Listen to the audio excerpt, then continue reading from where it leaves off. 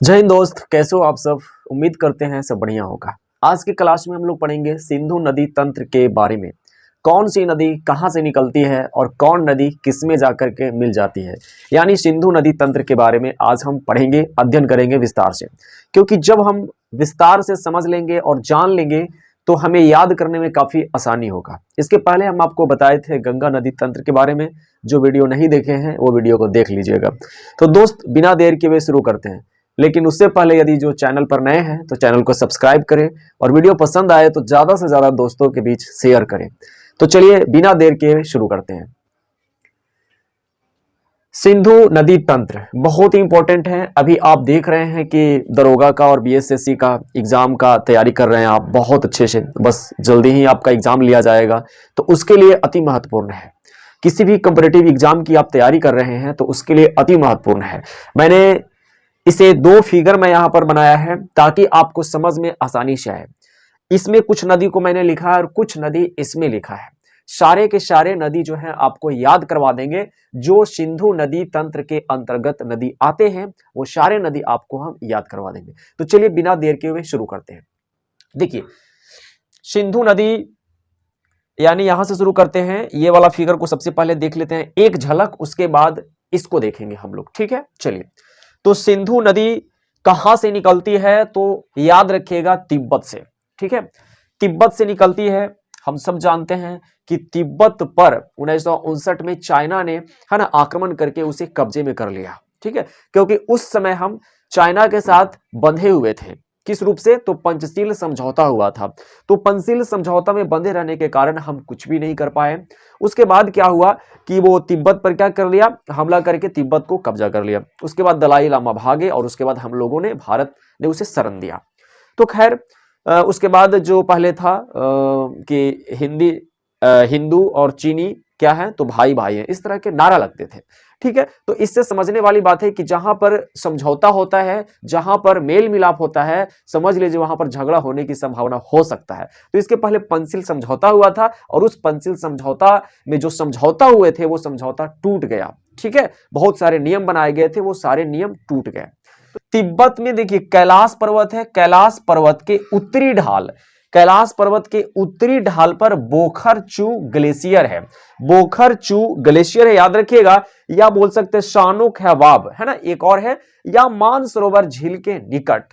तो ऑप्शन अगर आपको रहेगा तिब्बत, अगर ऑप्शन में रहे, अगर किस देश में तो तिब्बत हो गया, किस ग्लेशियर में तो बोखरचू ग्लेशियर, शानो खैवाब आप बोल सकते हैं। ठीक है, या कैलाश पर्वत भी बोलेंगे, वो भी सही आंसर होगा। और झील अगर याद रखेंगे तो मानसरोवर झील। ये सारे के सारे आपके आंसर होंगे। मैंने सारा आपको लिख दिया, आपको कंफ्यूजन नहीं होना चाहिए।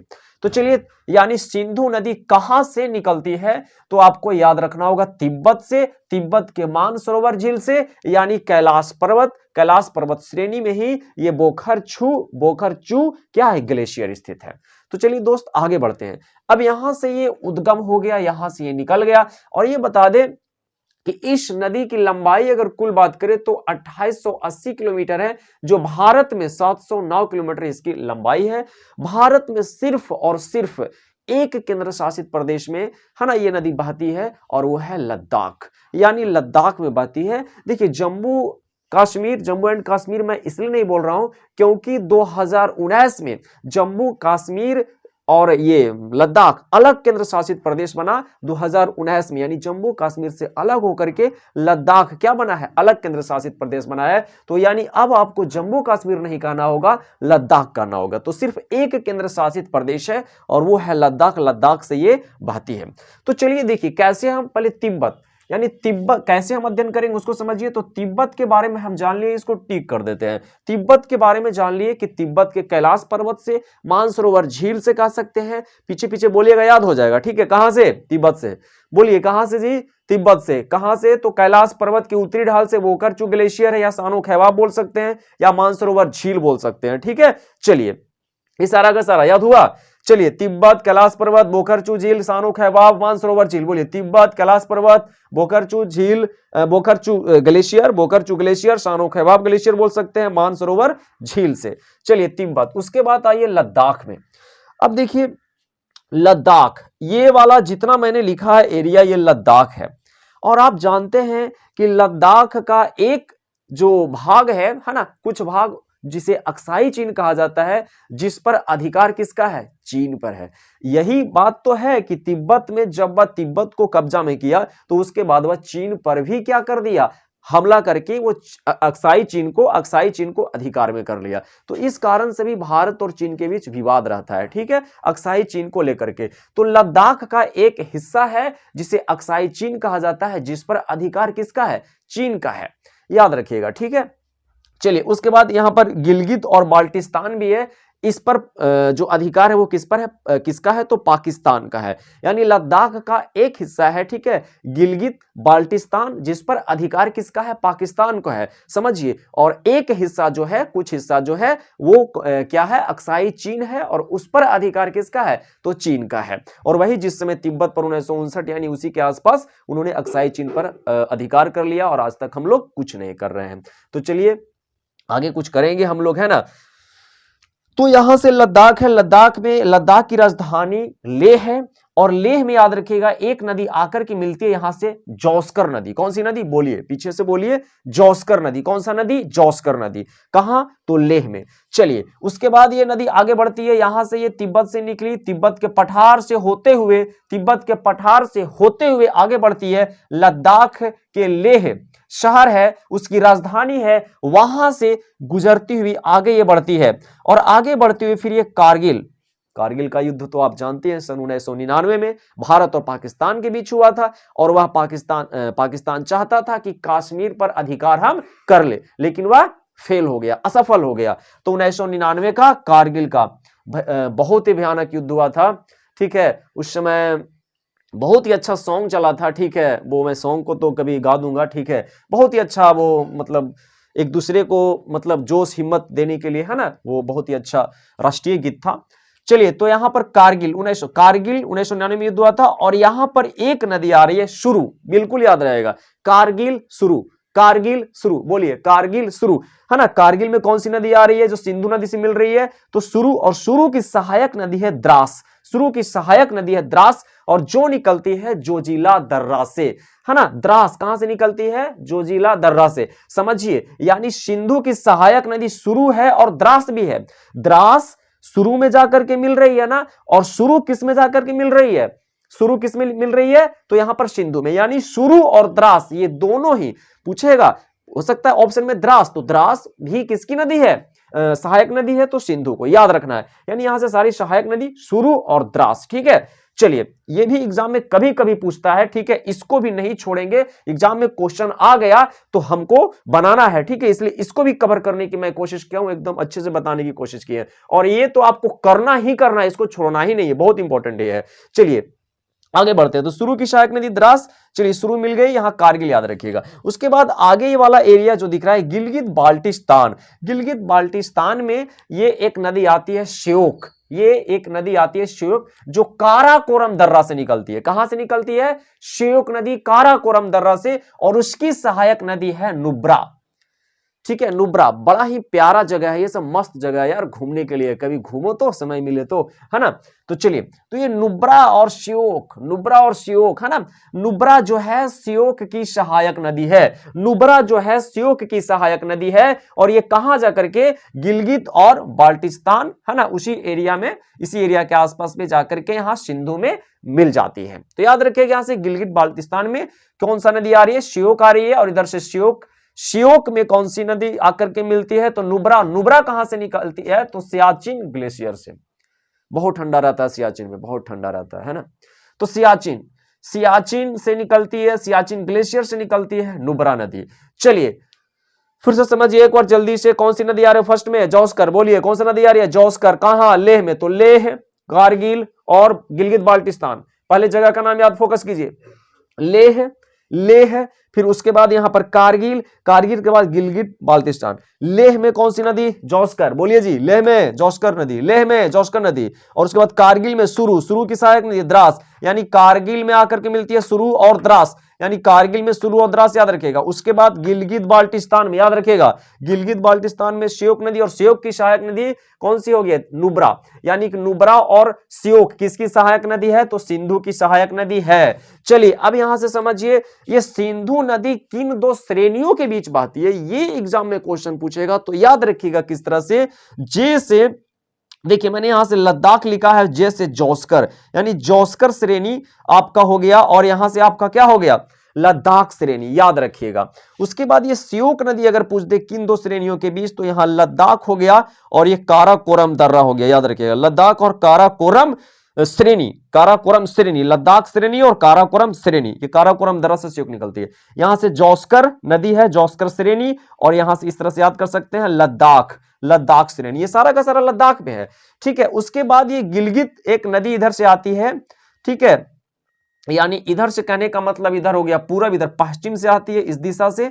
ठीक है, नदी ऐसे जा रही है तो इधर ये दाएं हो गया और इधर बाएं हो गया, बड़ा ही सिंपल है। जिधर से जाइएगा देखिएगा तो समझ में आ जाएगा कि ये दाएं और बाएं हो गया। तो ये गिलगित नदी आ गई, यहां पर गिलगित बाल्टिस्तान में आकर के ये मिल जाती है। तो ये एरिया जो था वो किसका था? ये एरिया जो मैंने बताया आपको वो था आपका किसका? तो लद्दाख का। किसका था? लद्दाख पर, मैंने बता दिया।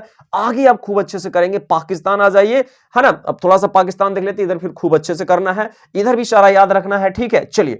तो ये स्वात नदी आ रही, काबुल नदी आ रही है, और काबुल की सहायक नदी स्वात है। उसके बाद कुर्रम और गोमल, है ना। इतना थोड़ा ये इंपॉर्टेंट नहीं है, ठीक है, लेकिन कभी कभी पूछ सकता है। ठीक है, कुर्रम, कुर्रम कहां से आ रही है? तो सुलेमान पर्वत से। कुर्रम कहां से आ रही है? सुलेमान पर्वत से। और ये सब पाकिस्तान में, है ना, पाकिस्तान में जाकर के, पाकिस्तान के एरिया में, ठीक है, सिंधु नदी में जाकर के मिल जाती है। गोमल है जो मिलती है सिंधु नदी में पाकिस्तान के एरिया में। तो ये आपका रहा कुछ सहायक नदियां जो सिंधु नदी में जाकर के मिल जाती है। जगह आपको याद रखना होगा, लेह, फिर कारगिल याद रखना होगा, गिलगित और बाल्टिस्तान। उसके बाद गिलगित नदी इधर हो गया, इधर में पाकिस्तान तो है ही पाकिस्तान, काबुल, कुर्रम, गोबल, इधर में जोस्कर नदी, गोमल, है ना, और इधर में जोस्कर नदी हो गया, इधर में शुरू हो गया, द्रास हो गया, और इधर में आपका हो गया कौन सा जी, बोलिए जल्दी, श्योक हो गया, श्योक का नुब्रा हो गया, और इधर में गिलगित हो गया। बड़ा ही आसान है। निकलती कहां से है? तो तिब्बत, तिब्बत से, कैलाश पर्वत की उत्तरी ढाल से, आपको बोले बोखरचू ग्लेशियर से, उसके बाद सानो खैबाब से, और उसके बाद अगर हम बोले तो आपका मानसरोवर झील से। देखिएगा, मानसरोवर झील से आपकी 3 नदियां, यानी तिब्बत से कौन 3 नदियां, ठीक है। अगर इधर में बोले तो ब्रह्मपुत्र, और इधर में एक और सतलज, जो अभी सतलज है जो पढ़ाएंगे, सतलज भी नदी है, सहायक नदी है किसका? चिनाव का। सतलज किसका सहायक नदी है? चिनाव का, याद रखिएगा। अभी सारा कुछ इधर हम बताएंगे। चलिए, तो इतना खूब अच्छे से समझ गए। ये फिगर 1 था। अब चलिए फिगर 2 को समझते हैं, ठीक है ना। समझ में आया ना जी? चलिए आगे बढ़े, बिल्कुल आसान, आगे बढ़ते हैं अब। तो यहां से अब समझते हैं, ठीक है। तो यहां से लद्दाख समझे, पाकिस्तान का कुछ एरिया समझ गए, इधर ये हो गया। अब हम लोग कश्मीर और हिमाचल प्रदेश और पंजाब को समझने का प्रयास करेंगे। बिल्कुल समझिएगा, आसानी से समझाने का प्रयास हम कर रहे हैं, आसानी से समझ में आ जाएगा, बिल्कुल आसान है, ठीक है। तो चलिए, ये रहा सिंधु नदी। सिंधु नदी यहां से जा रहा है, चलिए, ये सिंधु नदी है। चलिए, तो यहां से सिंधु नदी आ रही है, और देखिए यहां पर आपका झेलम है, चिनाब है, रावी है, व्यास है, और आपका सतलज है। सबसे पहले ये सारा नदी यहां से याद रखिए, झेलम, चिनाब, रावी, व्यास, सतलज। बोलिए जी, झेलम, चिनाब, रावी, व्यास, सतलज। झेलम, सबसे पहले झेलने वाला याद रखिएगा, झेलम, ठीक है। झेलना है, थोड़ा सा किसी चीज में झेलना पड़ता है ना जी, तो झेलम हो गया, समझ रहे हैं, झेलम हो गया। चिनाब हो गया, चिनाव लास्ट में वाह हो गया, चिनाब। फिर देखिए रावी, इसमें भी लास्ट में वाह हो गया, रावी, रावी, और लास्ट में वाह हुआ तो व्यास हो गया, रावी, व्यास। फिर लास्ट में सा हुआ तो सा से फिर सतलज हुआ। क्या हुआ? देखिए, झेलम, चिनाब, चिनाब, व फिर रावी, रावी, फिर वहां से व्यास, और सा से फिर सतलज। झेलम, चिनाब, रावी, व्यास, सतलज। झेलम, चिनाब, रावी, व्यास, सतलज। बोलिए, झेलम, चिनाब, रावी, व्यास, सतलज, याद हो जाएगा। अब इसको याद कर लिए तो अब जानेंगे कि झेलम कहां से निकलती है, चिनाव कहां से निकलती है, झेलम, चिनाव, रावी कहां से निकलती है, व्यास कहां से निकलती है, सतलज कहां से निकलती है। चलिए, और इसमें सबसे लंबी सहायक नदी कौन है इस सिंधु नदी का? तो सिंधु नदी ये वाला एरिया हम लोग पढ़ लिए ना, इसका लद्दाख वाला एरिया पढ़ लिए ना जी। ये लद्दाख में कौन कौन सी नदी आ रही है? इधर शुरू हो गया द्रास हो गया, जौस्कर हो गया, शुरू हो गया द्रास हो गया, जौस्कर हो गया, स्योक हो गया, इधर गिलगित हो गया, याद रखिए गिलगित हो गया है ना, इधर में गिलगित, द्रास, शुरू, जौस्कर, ठीक है, इधर में आपका श्योक और नुब्रा, और इधर में आप याद रखेंगे पाकिस्तान से जो आ रहा है काबुल, कुर्रम, गोमल, ठीक है। चलिए आगे बढ़ते हैं। तो ये वाला एरिया हम लोग यहां पढ़ चुके हैं, जगह नहीं था तो यहां मैं अलग से भी इसको समझाने का प्रयास किया ताकि आपको अच्छे समझ में आए।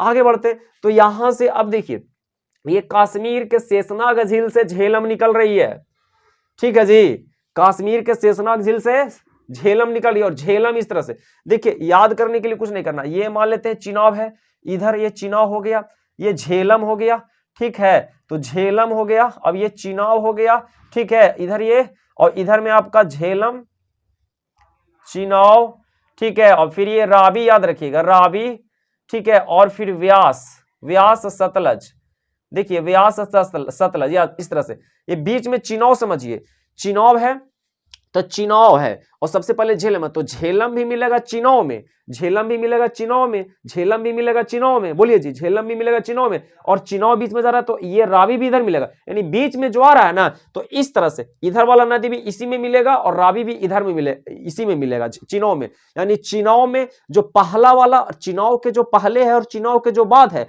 वो दोनों किस में मिलेगा? चिनाब में मिलेगा। तो चिनाब यानी झेलम हुआ ना जी, झेलम हुआ ना, तो झेलम हुआ, झेलम के बाद क्या हुआ? चिनाब, तो चिनाब और चिनाब के बाद झेलम, चिनाब, रावी, यानी रावी जो हो गया और झेलम ये दोनों किसमें मिलेगा जी? चिनाब में। और लास्ट वाला व्यास है, तो देखिए व्यास सा से लास्ट हो रहा, सा से शुरू, तो व्यास वाला किस में जाकर? सा में जुड़ जाएगा, सा सा जुड़ जाएगा, तो व्यास वाला सतलज में, लास्ट वाला इधर ही जाके सा सा से जुड़ जाएगा, समझ में आ रहा है? तो व्यास सतलज, ये कंफ्यूजन आपको कभी नहीं होगा, ठीक है, याद रखिएगा। तो सबसे पहले नाम याद रखिए, क्रम, झेलम, चिनाब, रावी, व्यास, सतलज, और सिंधु तो है ही इधर, ठीक है, सिंधु यानी सिंधु, झेलम, चिनाब, रावी, व्यास, सतलज, झेलम मिलेगा चिनाब में, रावी मिलेगा चिनाब में, और व्यास मिलेगा सतलज में। ये मिलने वाला तो समझ में आ गया। दूसरी बात ये जो समझिए, अब निकलने वाला भी बताएंगे कहां से उद्गम हो रहा है। अब ये जो चिनाब है ना जी, चिनाब जो है, अब देखिए, अच्छा यहां से और समझिए, यहीं से आपको समझा देते हैं। देखिए झेलम मिल गया यहां पर, देखिए झेलम देखिए मिल रहा है ना, ये चिनाब है, देखिए चिनाब, अच्छा फिर झेलम, चिनाब, रावी, रावी भी देखिए रावी मिल रहा है ना, ये देखिए इस तरह से नदी है, ये चिनाब आ रही है, ये चिनाब है, ये चिनाब है, देखिए यहां जाके मिल रही है इधर, तो चिनाब, तो चिनाब, चिनाब कहां मिल रही है जाकर के? चिनाब मिल रही है सिंधु में। चिनाब कहां मिल रही है जी? चिनाब किसमें मिल रही है? सिंधु में। तो सबसे लंबी सहायक नदी जो है सिंधु की, सबसे लंबी सहायक नदी कौन है? चिनाब है। सबसे लंबी सहायक नदी यानी जो सिंधु है, सिंधु की सबसे लंबी सहायक नदी चिनाब, चिनाब में झेलम इधर मिल गई, इधर रावी मिल गई। अब इधर देखो ये जो व्यास है वो व्यास किससे मिल गया जी? सतलज में, और सतलज भी आखिरकार जाकर के किससे मिल रहा है? वो चिनाब में, यानी सतलज किससे मिल रहा है? चिनाब में, यानी जो सतलज है वो चिनाब की सबसे लंबी सहायक नदी है। समझिए, जो सतलज है चिनाब की सबसे लंबी सहायक नदी, चिनाब की सबसे लंबी सहायक नदी, बोलिए जी, चिनाब की सबसे लंबी सहायक नदी सतलज, चिनाब की सबसे लंबी सहायक नदी सतलज, चिनाब की सबसे लंबी सहायक नदी जी, बोलिए सतलज। और उसके बाद अगर सिंधु का बोले तो बोलिए सिंधु का सहायक नदी, सिंधु का सबसे लंबी सहायक नदी यानी कौन सा हो गया? तो आपका हो जाएगा यहां से चिनाब, और चिनाब की सबसे लंबी सहायक नदी सतलज। अब देखिए व्यास और यहां पर सतलज मिला है ना, ये पंजाब में मिलता है जी। कहां मिलता है याद रखिएगा जी, कहां मिलता है जी? व्यास जो मिलेगा साथ सा वाला मिलेगा, साथ साथ जुड़ेगा ना जी, साथ साथ जुड़ेगा ना, तो व्यास मिलेगा सतलज से, व्यास मिलेगा सतलज से, व्यास मिलेगा सतलज से, और मिलता है ना तो वहां पर हरि के बैराज बनाया गया है जी, हरि के बैराज बना गया है, और इंदिरा गांधी नहर निकाला गया है जो सबसे लंबी नहर है, ठीक है, इंदिरा गांधी नहर निकाला गया, तो नहर और बाद में पढ़ाएंगे, ठीक है, अभी ये सब समझ लीजिए। तो ये कहां? व्यास और सतलज नदी यहां पर हरि के बैराज बनाया गया, यानी यहां पर मिलता है। चलिए ये तो यहां समझ गए, इसको डिटेल्स में बाद में समझाएंगे, नहर और बाद में पढ़िएगा, ठीक है। अब यहां से और समझिए, निकालने वाला जरा याद कीजिए, कौन किस में मिल रहा है ये तो पता चल गया, झेलम किस में? तो झेलम चिनाब में, फिर झेलम, चिनाब, रावी। रावी किसे मिलेगा जी बताइए, रावी किसे मिलेगा? तो रावी इधर ही मिलेगा ना, रावी चिनाब में मिलेगा। ठीक है, व्यास किसे मिलेगा जी? सतलज में। और व्यास और सतलज जहां मिला है वहां से इंदिरा गांधी नहर निकाला गया, वहां से इंदिरा गांधी नहर निकाला गया, डैम बनाया गया। ठीक है, तो चलिए मिलने वाला समझ। अब देखिए, अब ये चिनाब केकरा में मिलता है जी? ये चिनाब केकरा में मिलता है? चिनाब मिल जाता है सिंधु में। और ये सतलज जो आ रहा है वो कहां किसमें मिल जाता है? तो ये चिनाब में, यानी चिनाब है ओकर सबसे लंबा सहायक नदी सतलज। अच्छा, अब निकलने वाला बताते हैं। ठीक है, यहां से क्लियर हो गया ना जी, समझ में आ गया ना? चलिए अब आगे समझते हैं। अब एक और अच्छा यहां से समझिए, पंचनद। देखिए यहां से पंचनद याद रखिए, पंचनद। देखिए पंचनद जो है ना, झेलम, चिनाब, रावी, व्यास, सतलज को पंचनद कहा जाता है। ये सारी नदियां पानी मिल जाती है तो इसको पंचनद। और ये जाकर के मिल कहां जाता है जी? मिठानकोट, पाकिस्तान के मिठानकोट में। ये जो चिनाब है सारा का पानी लेकर के, है ना, झेलम, चिनाब, रावी, व्यास, सतलज का पानी लेकर के, यानी चिनाब जो अपना पानी भी लेकर के वो कहां मिलता है? मिठानकोट पाकिस्तान में। और ये लास्ट में फिर ये सिंधु नदी कहां मिल जाती है? जाकर के अरब सागर में। तो ये मिलने वाला समझ में आ गया। अब निकलने वाला जरा समझते हैं, कने कने से निकाल रहा है, कौन कने कने से आ रहा है। देखिए झेलम आ रहा है शेषनाग झील से, झेलम आ रहा है शेषनाग झील से, बहुत इंपॉर्टेंट। आगे ये चिनाब देखिए जरा, मैं यहां से समझा, चिनाब को जरा समझिएगा दोस्त। चिनाब जो है दो गो धारा है, भागा और चंद्रा। देखिए चिनाब मैंने बनाया है, भागा और चंद्रा, दो धाराओं से। और ये धारा कहां बाबू? हिमाचल प्रदेश। कहां है? हिमाचल प्रदेश। देखिए दो धारा रहेगा तो बड़ा नहीं रहेगा जी, एक धारा रहेगा तो छोटा होगा जी, दो धारा रहेगा तो बड़ा रहेगा है, दो धारा बड़ा रहेगा नहीं तो बाड़ा लाचा भी याद रख सकते हैं। बाड़ा लाचा, बाड़ा लाचा, बाड़ा लाचा, बाड़ा लाचा, यानी हिमाचल प्रदेश के बाड़ा लाचा दर्रा से। और हिमाचल, ये तीन को देखिए, चिनाब हो गया, झेलम को छोड़ दीजिए, झेलम छोड़ दीजिए, चिनाब, रावी, व्यास, है ना, तीन गो इधर, क्योंकि सतलज फिर तो वहीं से निकल रहा है जहां से शुरू हुआ था सिंधु, और लास्ट में जो हम लोग पढ़ रहे हैं सतलज, तो सिंधु सतलज एक ही जगह से निकलेगा। शुरू वाला हुआ सिंधु, शुरू वाला हुआ सिंधु, शुरू वाला हुआ सिंधु, और अंतिम हुआ सतलज। तो शुरू वाला और अंतिम वाला दोनों एक ही जगह से, तो शुरू और अंतिम वाला के कंफ्यूजन नहीं होगा, शुरू वाला अंतिम वाला का कंफ्यूजन नहीं होगा, नहीं होगा ना जी। तो वो दोनों तिब्बत से निकलता हूं, मैंने पूरा बताया तिब्बत में कहां कहां से कौन कौन निकलता है। ठीक है, वीडियो को दोबारा देख लीजिएगा तो ज्यादा याद हो जाएगा, जल्दी से याद हो जाएगा, है ना। चलिए, तो इस तरह से बाड़ा लाचा से निकल रहा है। अब तीन नदी पे फोकस करिए, तो एक तो झेलम, कश्मीर, कश्मीर तो झेल ही रहा है, कभी उधर पाकिस्तान से बम मार देता है तो कभी कोई और मार देता है, कभी कोई और मार देता है ना, कश्मीर यानी परेशान रहता है। तो झेलम नदी कश्मीर से, याद रखिएगा, झेलम नदी कश्मीर से, और कश्मीर का शेषनाग झील से, याद रहेगा। चिनाब, अब चिनाब निकल रहा है दो धारा से, भागा और चंद्रा। अब ये भागा और चंद्रा से दो धारा से मिलकर के बनता है। ठीक है, ये कहां है जी? तो हिमाचल प्रदेश में है। ये कहां है? हिमाचल प्रदेश में। और हिमाचल प्रदेश के यानी बड़ा लाचा दर्रा से निकलता है, यानी चिनाब बड़ा लाचा दर्रा से, चिनाब बड़ा लाचा दर्रा से। कौन सा प्रदेश? यानी हिमाचल प्रदेश। कौन सा राज्य? तो हिमाचल प्रदेश राज्य, याद रखिएगा। उसके बाद रावी आ जाइए, तो रावी भी देखो इसे हिमाचल प्रदेश से, रावी भी हिमाचल प्रदेश से, और रावी भी हिमाचल प्रदेश से। और यहां पर आप याद रखिएगा रोहतांग दर्रा, देखिए यहां पर मैंने लिखा रोहतांग दर्रा, ये वाला हिमाचल प्रदेश में बड़ा लाचा दर्रा और हिमाचल प्रदेश में रोहतांग दर्रा, दो गो दर्रा याद रखिए। हिमाचल प्रदेश में बड़ा लाचा दर्रा, बड़ा लाचा दर्रा। बड़का कौन है? बड़का कौन है? चिनाब है। बड़का कौन है? चिनाब है। और चिनाब है सिंधु के सबसे लंबी सहायक नदी, तो बड़का बड़का से निकलेगा, यानी बड़का से निकलेगा तो बड़ा लाचा दर्रा, बड़का बड़ा से निकलेगा, बड़का बड़ा से निकलेगा, यानी चिनाब बड़ी है, सबसे लंबी है सहायक नदी। तो चिनाब किससे निकलेगा? बड़ा लाचा दर्रा से। चिनाब किससे निकलेगा? बड़ा लाचा दर्रा से। चिनाब किससे निकलेगा? बड़ा लाचा दर्रा से। और दो गो उसको है, कौन कौन? चंद्रा और भागा, चंद्रा और भागा। और ये कहां है? तो हिमाचल प्रदेश में है, बड़ा लाचा दर्रा से। चिनाब हो गया, चिनाब के बाद रावी और व्यास बचा दो गो, क्योंकि तीन गो याद करना है। और उधर झेलम तो जानी गए कश्मीर से, शेषनाग झील से, और सिंधु जानिए रहे हैं कि मानसरोवर से, तिब्बत से, और उसके बाद सतलज भी जान रहे हैं तिब्बत के मानसरोवर से, उधर ब्रह्मपुत्र को निकल गया, समझ गए ना जी। तो बच कौन गया एगो? अब यानी यहां से आ जाए रावी, रावी भी हिमाचल प्रदेश के रोहतांग दर्रा से, रोहतांग दर्रा से। और ये व्यास भी निकलता है रोहतांग दर्रा से, लेकिन व्यास कुंड याद रखेगा, व्यास कुंड से याद रहेगा, रोहतांग दर्रा के व्यास कुंड से हिमाचल प्रदेश। तो दोस्त यहां से आपको एक एक चीज समझ में आए, कुछ बचा भी जी। अब चलिए लास्ट में लड़ाई समझ लीजिए कि भारत और पाकिस्तान के बीच पानी के लिए भी लड़ाई होता है। सोचिए, पानी की लड़ाई होता है तो सिंधु देखिए सिंधु के लिए लड़ाई हुआ था तो 1960 में जाकर के समझौता हुआ था। कब हुआ था? 1960 में समझौता। तो यहां पर कै गो नदी, झेलम, चिनाव, रावी, ब्यास, सतलज, 5 गो, एक और ने कर दीजिए सिंधु, कै गो हो गया? 6 गो। तो 3 गो इन्हें से ले लीजिए, 3 गो इन्हें से ले लीजिएगा तो यह बन जाएगा सिंधु, झेलम, चिनाव, सिंधु, झेलम, चिनाव, 3 गो इन्हें से और 3 गो लास्ट वाला। ये 3 गो यूज करेगा कौन? पाकिस्तान वहां, और इधर वाला यूज करेगा भारत। तो रावी, ब्यास और सतलज ये पाकिस्तान यूज करेगा और लास्ट वाला इधर 3 गो हम लोग यूज करेंगे। मतलब यूज मतलब क्या है देखिए, और ये भी बात हुआ था इसका 20% हम लोग पानी यूज कर सकते हैं, 80% वो करेगा, और इसका 20% वो करेगा, 80% हम लोग करेंगे। देखिए 20% इसका हम लोग यूज करेंगे, 80% वो करेगा, और इसमें 80% हम लोग करेंगे, 20% वो करेगा। लेकिन इसमें हम लोग डैम नहीं बना सकते हैं। डैम बनाकर पानी नहीं रोक देंगे जी, पानी नहीं रोक सकते हैं, इस चीज को समझिए। तो इस तरह से 1960 में ये हुआ था। तो दोस्त समझ में आया? कोई दिक्कत? समझ में आया होगा। ये था आपका सिंधु नदी तंत्र। लंबाई मैंने बता दिया, भारत में इसकी लंबाई बता दिया, ठीक है। बड़ा लाचा दर्रा है, और इधर में आपका रोहतांग दर्रा है। इधर में आपका जो लद्दाख का एरिया में जितने नदियां मिल रही है वो मैंने बता दिया। और इधर में आप आ जाइए तो कश्मीर से मैंने बता दिया क्या? शेषनाग झील हिमाचल प्रदेश में, आपका हिमाचल प्रदेश से, यानी कि आपका चिनाव में। बड़ा लाचा दर्रा हिमाचल प्रदेश से। देखिए 3 गो नदी याद रखिएगा।